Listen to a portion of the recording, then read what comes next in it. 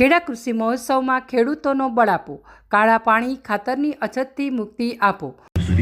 સારું પાણી બહુ આવે છે અને સમજણ પહેલાંનું આવે છે અને જમીન ક્ષારવાળી થઈ જશે અને લાલ આખી ફળદ્રુપતા આખી ઘટી જાય છે। કેટલા વર્ષથી પાણી આવે છે? લગભગ 30-35 વર્ષથી આવતી હોય છે। તો આ બાબતે કોઈ ખેડૂતોએ રજૂઆત આંદોલન કશું કરેલું છે? આંદોલન રજૂઆતો બહુ કરી, અડવાણી સાહેબ આવતા હતા ને તારની ચાલો છે એ એક બોટલ ભરી ગયા હતા, એ પછી કશું થયું નહીં, વચ્ચે બગે કોથરીઓ ખોરાલ દીધો હતો અને કશું આવ્યું નથી। ખેડાના 21 જેટલા ગામો લગભગ 40 વર્ષથી સાબરમતી અને ખારીકટ કેનાલના દૂષિત પાણીથી થઈ રહ્યા છે પરેશાન।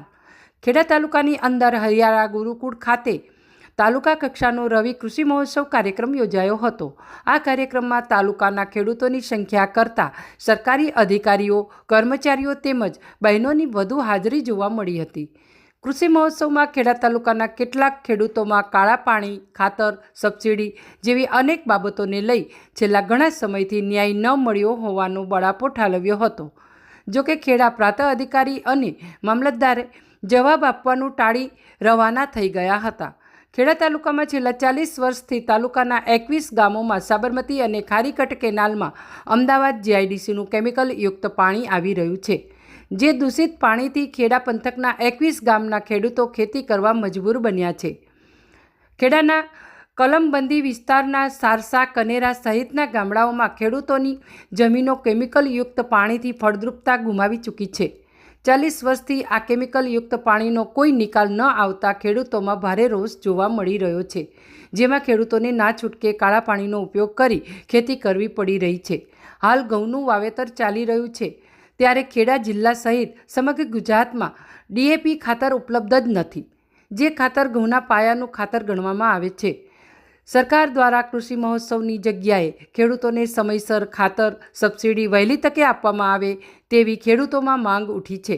આ ઉપરાંત પ્રાકૃતિક ખેતી તરફ વળવાની વાતો કરતી સરકાર પાયાની સુવિધા આપવામાં પણ નિષ્ફળ જઈ રહી હોવાનો રોષ વ્યક્ત કરી રહ્યા છે। અહેવાલ સંજય ચુનારા। મારું નામ જાગનસિંહ અર્જુનસિંહ પરમાર, વડાલાનો રહેવાસી છું। તાલુકો જિલ્લો ખેડા લાગે છે મારો। આ ખેડૂતોનો કાર્યક્રમ ઓનલી ફોર અધિકારીઓ બેઠા છે, 50% ઉપર તો અધિકારી છે। ખેડૂતનું કોઈ સરકાર ધ્યાન આપતું નથી બિલકુલ। આજે ગમે ત્યારે ગમે તે જગ્યાએ જાઓ તમે, કોઈ બી જગ્યાએ કાચથી માંડીને પાણીની સગવડથી માંડીને આ તે લાઇટની સગવડથી, લાઇટ બી રાતે જ આપે છે અમને।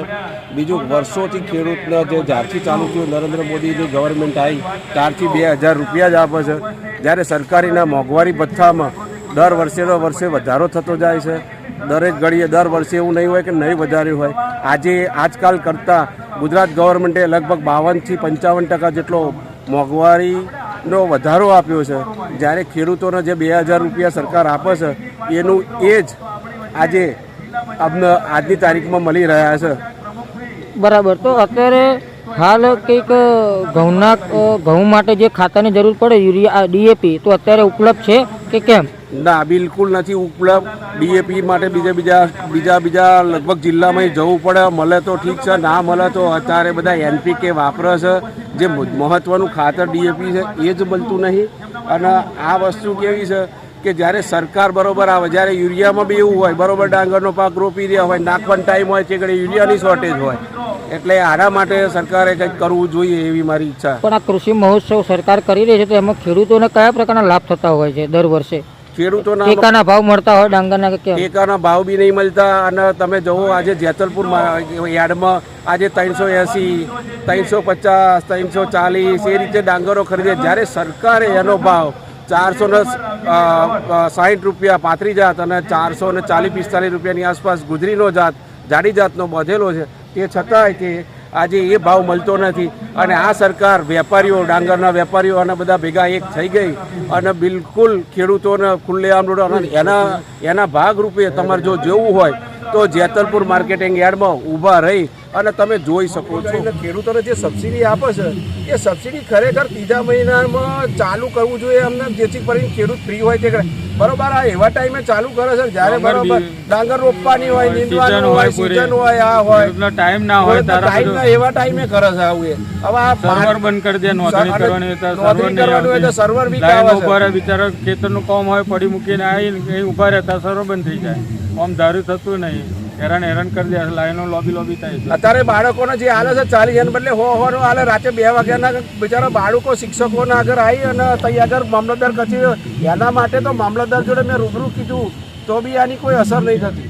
આપણે કટવાડા છે, જટાલ થઈ, નાયકા, રડુ, પછી ગોવિંદપુરા, સેતરા, એટલે આ બધા ગોબલજ, પાટલોભાગ, ગણેરા, પછી આગળ બીડજ, પછી સારસા, મારગિયા વાહણા, લાલી, પછી ઉમિયાપુરા, એટલે આવા તો બધા પાણી આવે બધું ખલાસ જમીન થઈ જાય. અને આ કેમિકલ ફેક્ટરી વાળા જે પાણી છોડે છે ને, તે છેલ્લે સુકાઈ જ જાય. એટલે આ સરકારની એમની સાઠગાંઠ છે. જો સરકાર ધારે તો પાઉચ ઘડીકમાં બંધ કરાવી દેશે, અને જો સરકાર ધારે તો આ પાણી ઘડીકમાં બંધ. સરકારને આની મિલી ભગત છે, એટલે આ ફેક્ટરી વાળાને સરકાર બે મળી ગયેલી છે, એટલે આ કાર્ય પાણીનો કોઈ ઉકેલ આવતો નહીં. અને આના પર ખેડૂતો ઉકેલ આવવાનો નહીં. અમને ખબર છે કે અત્યાર લગી કશું નહીં કર્યું, તો હવે શું કરવાના છે ભાઈ? તો પછી આ કૃષિ મહોત્સવ જે કરે છે એનાથી ફાયદો શું છે? એને કશું સાહેબ ફાયદો નહીં થવાનો. આ તો કેવું કે ભાઈ હવે મહારાષ્ટ્રમાં બધાને દેવું માફે કર્યું સરકારે, ગુજરાતમાં કશું કર્યું નહીં. એ રીતે રાજસ્થાનમાં કર્યું. બાટલાનો ભાવ ત્યાં આગળ જુદા હાલ્યા, અમને હાલ્યા. આટલા વર્ષોથી ભાજપ સરકારને જો વોટ હાલતા હોય, અમે હાલ્યો છે, હાલતા રહ્યા છીએ અત્યાર લગીમાં, પણ હજુ કશું એ લોકોએ કોઈ ઉકેલ આવતો જ નહીં. અને તમારા માટે, ખેડૂતો માટે કશું વિચારતા જ નહીં. ખેડૂતે શી ખબર, હવે સરકારનું શું બગાડ્યું છે એ જ અમને ખબર નહીં પડતી.